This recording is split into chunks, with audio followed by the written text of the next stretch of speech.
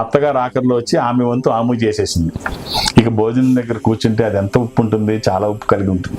సరే భోజనం దగ్గర కూర్చున్నారు, ఇంటి యజమాని భోజనానికి వచ్చాడు. భోజనం దగ్గర కూర్చొని భోజనం చేస్తుండగా చూశాడు ఉప్పు కషం, మొత్తం ఉప్పు అంత ఇందులోనే ఉంది.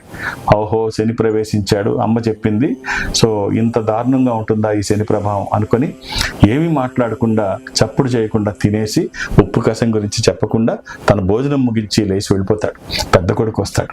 పెద్ద కొడుకు వచ్చి భోజనం దగ్గర కూర్చొని తినబోతూ ఉండగా నోట్లో పెట్టంగానే ఉప్పు తెలుస్తుంది. నాన్నగారు అన్నం తిన్నారా అని అడుగుతాడు. నాన్నగారు తిన్నారు, తిని వెళ్ళిపోయారు. నాన్నగారు ఏమీ మాట్లాడలేదంటే నేను మాట్లాడితే బాగోదు, సో కాబట్టి అంటే లక్ష్మీదేవి వరం ఇచ్చింది కదా కలిసి ఉండమని, ఈ ప్రభావం పనిచేయడం మొదలుపెట్టింది. నాన్నగారు ఏమి అనకుండా తిన్నారు కదా, నేనెందుకు మాట్లాడాలని పెద్దవాడు మాట్లాడలేదు. రెండో వాడు కూడా అన్నయ్యని అనుసరించాడు. మూడో వాడు కూడా ఎవరు మాట్లాడకుండా తిన్నారు, నేనెందుకు మాట్లాడాలి అనుకున్నాడు. నాలుగో వాడు కూడా అదే పద్ధతి. అందరూ ఏం మాట్లాడకుండా కుటుంబం అంతా తినేసి వెళ్ళిపోయారు. తినేసి వెళ్ళిపోతే అప్పుడు ఆఖరిలో శని వచ్చాడు. నేను నీ ఇంట్లో నుంచి వెళ్ళిపోతున్నానయ్యా అన్నాడు.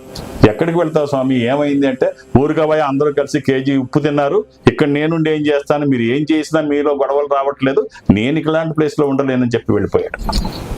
సో దైవం అనుగ్రహం మన మీద ఉంటే ఏ ఇబ్బంది మనకు కలగదు.